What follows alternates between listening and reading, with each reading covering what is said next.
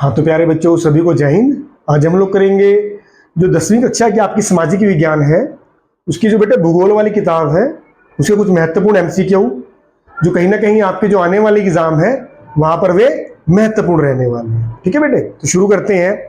पहला क्वेश्चन है, इनमें से कौन सी एक खरीफ की फसल नहीं है? तो बेटे खरीफ का सीजन कब आता है?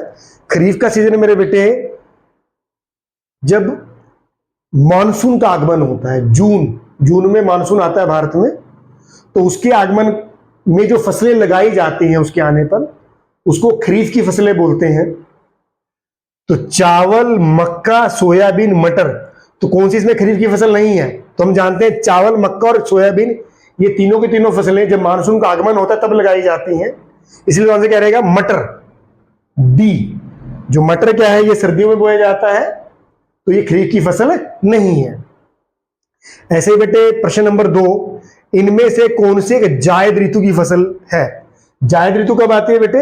जायद ऋतु आते हैं खरीफ के सीजन से पहले, यानी कि जून से पहले, और रबी यानी कि मार्च और अप्रैल के बाद। ये बीच के 2 महीने होते हैं, 2-3 महीने, तो ये जायद का सीजन कहलाता है। तो कौन सी फसल इसमें जायद की है? गेहूं, गन्ना, चावल या फिर तरबूज? तो हम जानते हैं तरबूज।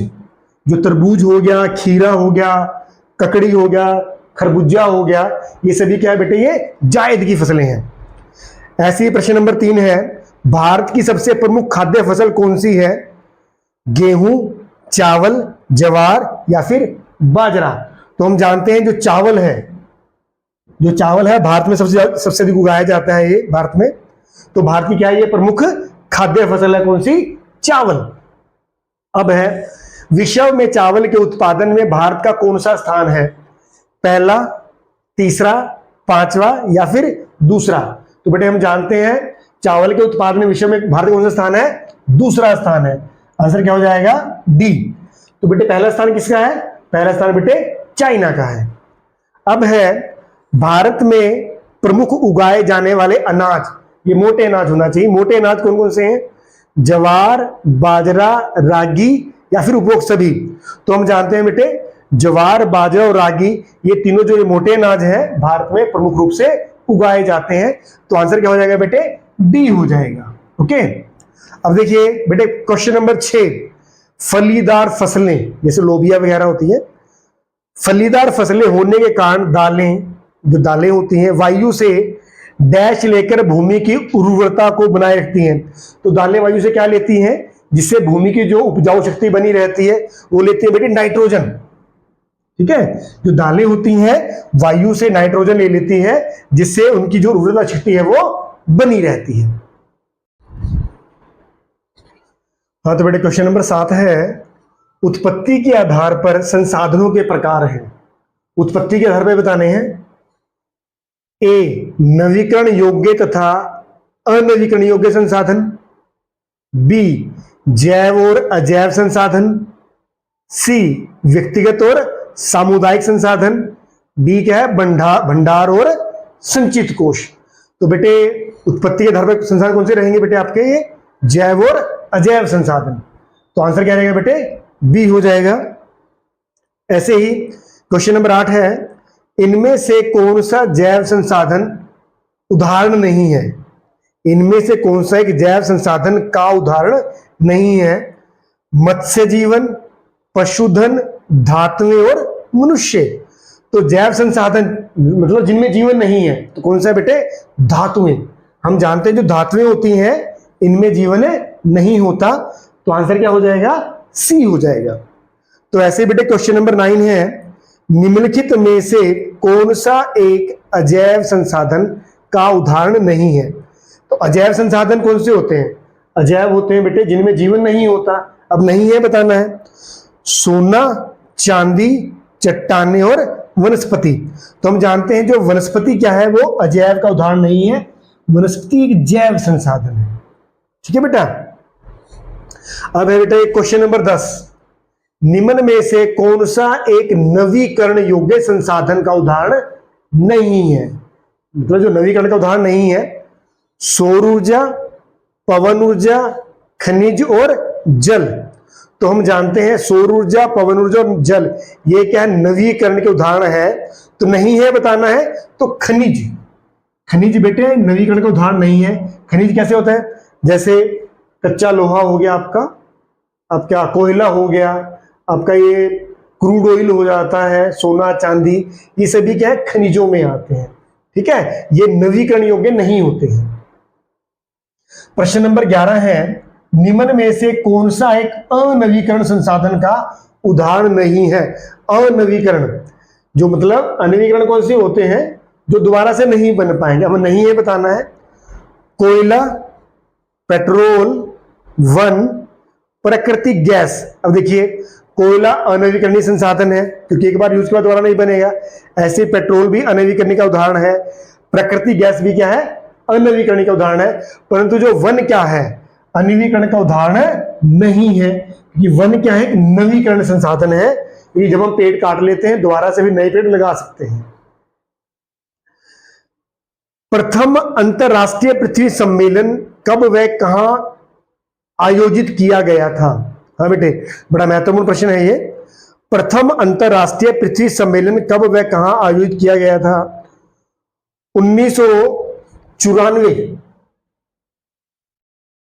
1994 न्यूयॉर्क में, बी 1990 दिल्ली में, 1992 रियो डी जेनेरो में, या फिर डी 1988 लंदन में। तो हम जानते हैं बेटे जो पृथ्वी सम्मेलन है पहली बार ब्राजील के एक शहर रियो डी जेनेरो में 1992 में आयोजित किया गया था।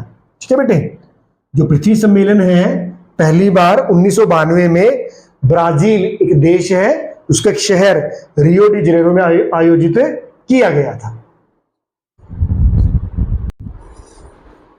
हाँ तो बेटे क्वेश्चन नंबर 13 है, वन विभाग के अनुसार देश के वनों को कौन कौन से भागों में बांटा गया है? ठीक है, मतलब वन विभाग के अनुसार देश को कौन कौन से वनों में बांटा गया है? आरक्षित वन, रक्षित वन, अवर्गीकृत वन, या फिर ये सभी। तो बेटे हम जानते हैं, हम लेसन पढ़ा है ये सभी, यानी कि वन विभाग के अनुसार जो देश को कौन कौन से वनों में बांटा गया है? आरक्षित वनों में, रक्षित वनों में और अवर्गीकृत वनों में। इसलिए आंसर क्या रहेगा बेटे? डी हो जाएगा।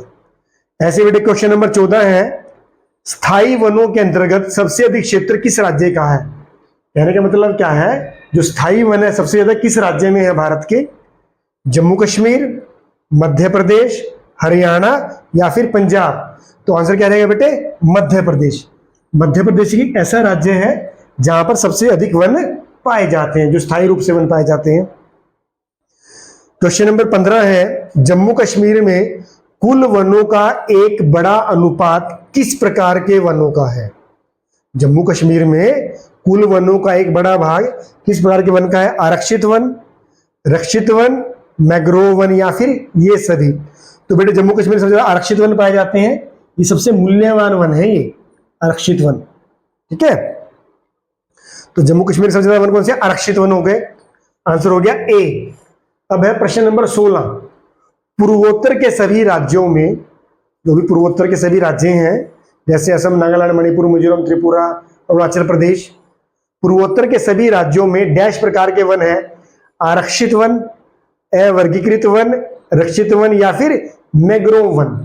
तो बेटे जो पूर्वोत्तर के राज्य हैं वहां पर कौन से वन पाए जाते हैं? अवर्गीकृत वन है वहां के। आंसर हो जाएगा बी। इसके बाद है बेटे क्वेश्चन नंबर 17, भैरवदेव डाकव सेंचुरी। जो भैरवदेव डाकव सेंचुरी है कहां पर स्थित है?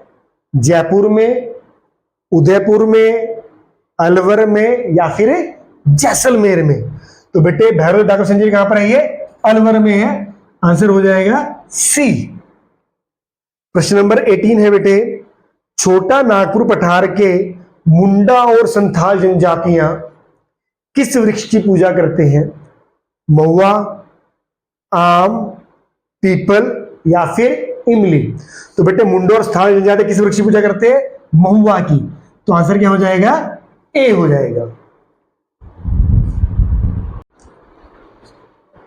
हाँ तो बेटा प्रश्न नंबर 19 है, भारत की सबसे प्रमुख तिलहन फसल कौन सी है? तो सबसे प्रमुख तिलहन फसल बतानी है। नारियल, मूंगफली, तिल, सोयाबीन। तो हम जानते हैं भारत की जो सबसे प्रमुख तिलहन फसल कौन सी है? मूंगफली। तो आंसर हो जाएगा बी। इसके बाद है बेटे, भारत की दो प्रमुख पेय फसलें, पेय मतलब जिनको पिया जाता है, चावल व गेहूं, बी ज्वार व बाजरा, सरसों व सोयाबीन, चाय व कॉफी। तो आंसर क्या हो जाएगा? चाय व कॉफी। ये प्रमुख पेय फसलें हैं भारत की। बाबा बूदन की पहाड़ियां जो कर्नाटका में है, किस फसल के लिए प्रसिद्ध है? गन्ना, कॉफी, मूंगफली, सेब। तो बेटे जो बाबा बुदन की पहाड़ियां हैं ये कॉफी के लिए प्रसिद्ध है। इसके बाद है बेटे क्वेश्चन नंबर 22, भारत में किन फसलों के उत्पादन में विश्व में प्रथम स्थान पर है? दालों के उत्पादन में, फलों व सब्जियों के उत्पादन में, कॉफी के उत्पादन में, या उपरोक्त सभी? तो बेटे इनमें से जो आंसर है, दालों के उत्पादन में भारत विश्व में पहले स्थान पर है, पर फिर भी हमें बहुत सारी दालें बाहर से आयात करनी पड़ती है, मंगवानी पड़ती है, क्योंकि भारत की पॉपुलेशन बहुत ज्यादा है। ठीक है बेटे, बात समझ में आ रही है? दालों के उत्पादन में विश्व में भारत का प्रथम स्थान है, पर फिर भी हम अपनी जरूरतों के मुताबिक जो दालें पैदा नहीं कर पाते, हमें बहुत सारी दालें बाहर से मंगवानी पड़ती हैं। प्रश्न नंबर 23, इनमें से भारत की एक प्रमुख अखाद्य फसल जिसे खाया नहीं जाता, अखाद्य, ज्वार, बाजरा, रबड़ या फिर रागी? तो बेटे ज्वार, बाजरा, रागी खाने की चीजें हैं, रबड़ है इसे खाया नहीं जाता, तो ये सी हो जाएगा, अखाद्य फसल। रेशेदार फसलें हैं जिनमें रेशा होता है, जैसे कपास जिसे कपड़ा बनता है, जूट जिनसे आप बोरियां बनाते हैं, रेशम के कपड़े बनते हैं, उपरोक्त सभी। तो आंसर क्या हो जाएगा बेटे रेशेदार फसलों का? ये उपरोक्त सभी हो जाएगा। ये सभी की सभी क्या है? रेशेदार फसलें हैं। हाँ तो बेटा क्वेश्चन नंबर 25 है, रेशम उत्पादन के लिए रेशम के कीड़ों का पालन क्या कहलाता है? हाँ बेटा, रेशम के उत्पादन के लिए रेशम के कीड़ों का पालन क्या कहलाता है? सेरीकल्चर, पीसीकल्चर, विटिकल्चर या फिर हॉर्टिकल्चर? तो सही आंसर क्या है बेटे? सेरीकल्चर। सेरीकल्चर में हम लोग क्या करते हैं? रेशम के कीड़ों का पालन करते हैं, जिससे रेशम कपड़ा बनाया जाता है। पीसीकल्चर क्या होता है? पीसीकल्चर में हम लोग मछली पालन करते हैं। ठीक है। विटिकल्चर में क्या होता है? जो ग्रेप्स होते हैं, अंगूर की जो बागवानी खेती की जाती है उसको विटिकल्चर कहते हैं। हॉर्टिकल्चर क्या होता है? हॉर्टिकल्चर में बेटे जो फलों और सब्जियों का उत्पादन किया जाता है। ठीक है बेटा। सुनहरा रेशा कहा जाता है जूट को, रेशम को, कपास को, या इनमें से कोई नहीं है? तो बेटे जो जूट है इसको सुनहरा रेशा भी कहते हैं। हरित क्रांति का संबंध है, जो हरित क्रांति है उसका संबंध किससे है? वृक्षारोपण से है, खाद्यान्नों के उत्पादन में वृद्धि से है, चारागाहों के विस्तार से है, या उपरोक्त सभी से है? तो बेटे जो हरित क्रांति का संबंध किससे है? खाद्यान्नों के उत्पादन में वृद्धि से है। ठीक है। हरित क्रांति में क्या किया गया था? अच्छे बीज, अच्छी खाद, ठीक है, अच्छे बीज, अच्छी खाद यूज करके और अच्छे इक्विपमेंट्स यूज करके, कृषि के उत्पादन को बढ़ाने वाले साधन थे, इक्विपमेंट्स थे, उनका यूज करके खाद्यान्नों के उत्पादन में बेतहाशा वृद्धि की गई। इसे क्या कहते हैं? हरित क्रांति कहते हैं। प्रश्न नंबर 28 है, ऑपरेशन फ्लड। ऑपरेशन फ्लड का संबंध किससे है? तिलहन के उत्पादन से, चाय के उत्पादन से, दूध के उत्पादन से, या चीनी के उत्पादन से? तो बेटे ऑपरेशन फ्लड का संबंध किससे है? दूध के उत्पादन से। आंसर हो जाएगा सी।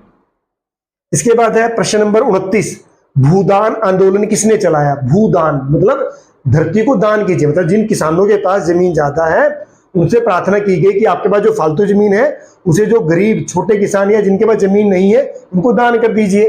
तो किसने चलाया ये आंदोलन? विनोबा भावे, महात्मा गांधी, सरदार पटेल या फिर जवाहरलाल नेहरू?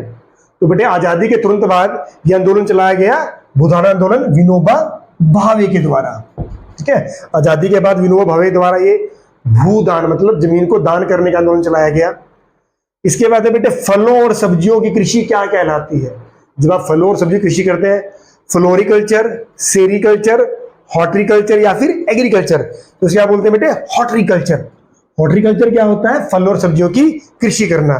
फ्लोरिकल्चर में क्या होता है? फ्लोरिकल्चर में बेटे फूलों का उत्पादन किया जाता है। सेरीकल्चर में क्या किया था? अभी सेरीकल्चर यहां पे किया था हमने, रेशम उत्पादन आप सेरीकल्चर में होता है। एग्रीकल्चर आपको पता है, जो सभी प्रकार की आप खेती करते हैं वो एग्रीकल्चर होती है। हाँ तो बेटा क्वेश्चन नंबर 31 है, सरकार निम्न में से कौन सी घोषणा फसलों को सहायता देने के लिए करती है। कहने का अभिप्राय क्या है कि किसान फसलों को उत्पादन बढ़ाएं या ज्यादा उत्पादन करें, तो सरकार निम्न में से कौन सी घोषणा फसलों की सहायता के लिए करती है। यहाँ पे अधिकतम सहायता मूल्य, मतलब वस्तुओं को ज्यादा मूल्य मिले, न्यूनतम सहायता मूल्य जिसको एमएसपी भी कहते हैं, मिनिमम सपोर्ट प्राइस, मध्यम सहायता मूल्य या फिर प्रभावी सहायता मूल्य। तो बेटे सरकार निम्न में से कौन सी घोषणा करती है, न्यूनतम सहायता मूल्य, जिसको बोलते हैं मिनिमम सपोर्ट प्राइस। ठीक है, आंसर बी हो जाएगा इसका। इसके बाद बेटे प्रश्न नंबर 32, भारत की दूसरी महत्वपूर्ण खाद्य फसल कौन सी है। मक्का, ज्वार, गेहूं या फिर चावल। तो दूसरी है बेटा गेहूं। ठीक है, आंसर सी हो जाएगा। पहली फसल है चावल प्रमुख खाद्य फसलों में, और दूसरी है गेहूं। कपास के पौधे का मूल स्थान किस देश को माना जाता है। भारत, चीन, जापान या फिर श्रीलंका। तो भारत को माना जाता है। जो कपास के पौधे का जो मूल स्थान है, जहां पर ये पहली बार पैदा हुआ, वो भारत है। अब है एजेंडा 21 का उद्देश्य था। एजेंडा 21 का क्या उद्देश्य था, प्रति व्यक्ति आय में वृद्धि करना, औद्योगिक विकास को बढ़ावा देना, भूमंडलीय सतत पोषणीय विकास हासिल करना या फिर उपरोक्त सभी। तो बेटे सही आंसर क्या है एजेंडा 21 का, भूमंडलीय सतत पोषणीय विकास हासिल करना। सी आंसर हो जाएगा। भूमि निम्नीकरण का प्रमुख कारक है। भूमि निम्नीकरण मतलब भूमि को जिससे नुकसान हो रहा है, वनोन्मूलन से। वनोन्मूलन क्या होता है, पेड़ पौधों की कटाई। अति पशुचारण, जैसे हम लोग गुजरात में देखते हैं, अति पशुचारण से वहां भूमि निम्नीकरण हो रहा है। खनन, जैसे आप लोहे के लिए, कोयले के लिए जमीन में से खुदाई करते हैं, खनन बोलते हैं। तो भूमि निम्नीकरण किससे हो रहा है, उपरोक्त सभी, यानी कि भूमि को नुकसान वनोन्मूलन से भी हो रहा है, अति पशुचारण से भी और खनन से भी। आंसर क्या हो जाएगा, डी, उपरोक्त सभी। अधिक सिंचाई से किस राज्य में भूमि निम्नीकरण को बढ़ावा मिला है। मतलब ज्यादा सिंचाई से भी भूमि को नुकसान होता है। कौन कौन से राज्य हैं, पंजाब, हरियाणा, छत्तीसगढ़ या दोनों ए व बी। तो सही आंसर है बेटे दोनों ए व बी, यानी कि हरियाणा और पंजाब दोनों राज्यों में जो अधिक सिंचाई से भूमि को नुकसान हो रहा है। जो सीसर तरफ का एरिया हरियाणा का, उधर बठिंडा तरफ का एरिया पंजाब का, तो वहां पर क्या है कि सेम की समस्या है, ज्यादा सिंचाई से भी भूमि को निम्नीकरण हो रहा है, मतलब भूमि को नुकसान हो रहा है। हाँ तो बेटे प्रश्न नंबर 37 है, मृदा मतलब मिट्टी, मृदा निर्माण में सहायक नहीं है। उच्चावच, जनकशैल, जलवायु या फिर गहराई। तो मृदा निर्माण में उच्चावच, जनकशैल और जलवायु का मुख्य योगदान रहता है, पर गहराई का नहीं रहता। इसलिए आंसर क्या हो जाएगा, डी हो जाएगा। क्वेश्चन नंबर 38 है, किस मृदा के निर्माण में नदियों ने, जो नदियां हैं, नदियों ने महत्वपूर्ण भूमिका निभाई है। लाल मिट्टी, लेटेराइट मिट्टी, जलोढ़ मिट्टी या फिर काली मृदा। तो बेटे जो जलोढ़ मृदा है, जलोढ़ मिट्टी है, नदियों ने इसमें बड़ी महत्वपूर्ण भूमिका निभाई है। जो भी आपको उत्तर भारत का मैदान है, ये नदियों द्वारा बहाकर लाई गई मिट्टी से ही बनाया गया है, जो जलोढ़ मृदा है। प्रश्न नंबर 39 है, किस मृदा को रेगर मृदा भी कहा जाता है। रेगर, जलोढ़, काली, लेटराइट मृदा या फिर शुष्क मृदा। ये है जो रेगर किसे बोलते हैं बेटे, काली मृदा को, काली मिट्टी को। ठीक है, अब है प्रश्न नंबर 40, भारत में कितने प्रतिशत भूभाग पर मैदान है। 40%, 42%, 41% या फिर 43%। तो बेटे सही आंसर क्या है, 43%, 43% भू क्षेत्र पर क्या है, भारत के मैदान है। प्रश्न नंबर 41 है, भारत में पर्वत पूरे भू क्षेत्र के कितने भूभाग पर हैं, कितने प्रतिशत भूभाग पर हैं। 40%, 30%, 42% या फिर 34%। तो यह है बेटे 30%। जो 30% भूभाग है वो पर्वत से घिरा हुआ है, 43 किससे है, ये मैदानी क्षेत्र है, और 27% क्या है, पठारी क्षेत्र है। निम्न में से किस राज्य में सीढ़ीदार खेती, जो बेटे सीढ़ीदार खेती होती है ये हमेशा जो पहाड़ी इलाका होता है, पहाड़ी एरिया तो वहीं पर होती है। तो कहां पर, पंजाब, उत्तर प्रदेश का मैदान, हरियाणा या फिर उत्तरांचल। तो ये बेटे पंजाब, उत्तर प्रदेश, हरियाणा ये मैदानी एरिया है, तो सही आंसर क्या होगा, उत्तरांचल। जो उत्तरांचल है यहां पर सीढ़ीदार खेती होती है। हाँ, तो बेटा क्वेश्चन नंबर 43 है, राजस्थान के जो बिश्नोई समुदाय के लोग किस वन्य जीव की रक्षा करते हैं, काला हिरण, चिंकारा, नीलगाय या फिर ये सभी। तो बेटे जो राजस्थान के बिश्नोई समुदाय के लोग हैं ये इन सभी, इनकी काला हिरण, चिंकारा और नीलगाय सभी की रक्षा करते हैं लोग। ठीक है, जितने भी ये वन्य जीव हैं, काला हिरण, चिंकारा और नीलगाय, जो बिश्नोई समाज के लोग हैं इन सभी जीवों की रक्षा करते हैं। संयुक्त वन प्रबंधन की शुरुआत किस राज्य में हुई थी, झारखंड, राजस्थान, उड़ीसा या फिर महाराष्ट्र में। तो सही आंसर क्या है बेटे, उड़ीसा। उड़ीसा ऐसा पहला राज्य है जहां पर संयुक्त वन प्रबंधन की शुरुआत हुई थी। प्रश्न नंबर बेटे 45 है, चिपको आंदोलन का क्या उद्देश्य था। चिपको आंदोलन बेटे बहुत ही ये पॉपुलर मशहूर आंदोलन था, सुंदरलाल बहुगुणा का नाम इससे जुड़ा हुआ है। ठीक है, जब भी लोग पेड़ काटने के लिए आते थे लोग पेड़ों से चिपक जाते थे, इसलिए चिपको आंदोलन के नाम से जाना जाता है। तो कहीं ना कहीं वनों की कटाई को रोकना, क्योंकि वन उत्तरांचल में, उत्तराखंड में वनों को बड़ी तेजी से काटा जा रहा था, तो एक आंदोलन चलाया गया सुंदरलाल बहुगुणा द्वारा कि लोग पेड़ों से चिपक जाते थे कि पेड़ों को मत काटें। ठीक है, तो ये चिपको आंदोलन के नाम से मशहूर हो गया। तो चिपको आंदोलन का क्या उद्देश्य था, वनों की कटाई को रोकना। आंसर क्या हो जाएगा, बी हो जाएगा। टिहरी, ये भी उत्तरांचल में है, टिहरी के किसानों द्वारा चलाए गए बीज बचाओ आंदोलन का क्या उद्देश्य था। ए, रासायनिक उर्वरकों के प्रयोग के बिना विविध फसल उत्पादन। बी क्या है, वनों का आवरण बढ़ाना। सी क्या है, उन्नत किस्म के बीज बनाना। डी क्या है, बीजों का संरक्षण करना। तो बेटे सही आंसर क्या है, ए आंसर हो जाएगा इसका, रासायनिक उर्वरकों के प्रयोग के बिना विविध फसल उत्पादन। इसके बाद है बेटा क्वेश्चन नंबर 47, सरिस्का बाघ रिजर्व में वन्य जीवन के लिए खतरा पैदा किया है। ये सरिस्का बाघ रिजर्व कहां पर है बेटे, ये राजस्थान में है। ठीक है, जहां पर बाघों का संरक्षण किया जाता है। ए, अधिक मात्रा में वनों की कटाई ने।